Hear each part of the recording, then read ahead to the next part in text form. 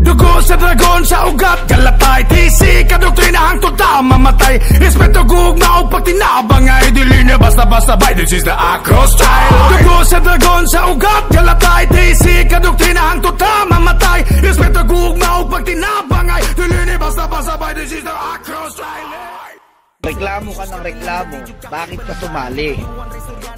Pag may project, wala ka sa kalye. Pag may meeting, lagi ka naman busy. At pag nagkita tayo sa kalye, kamay ka ng kamay, long live ka ng long live, naka-FS ka pa, pero hindi ka naman pala aktibo. Matanong lang kita, Brad, bakit ka ba sumali? Ano bang dahilan mo? Kumpleto ka naman, Brad. Malakas ka naman.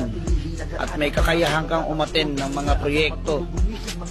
Pero ang totoo, Brad, sana maging aktibo ka naman. Sana maalala mo yung mga salitang binitawan mo nang bago ka sumali sa ating kapatiran.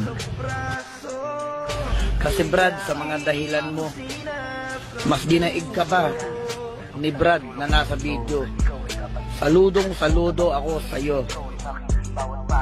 Pero mas makukuha mo ang respeto ko. Hindi lang respeto ko, pati respeto ng lahat ng kapatid natin kung ikaw mismo ay magiging aktibo.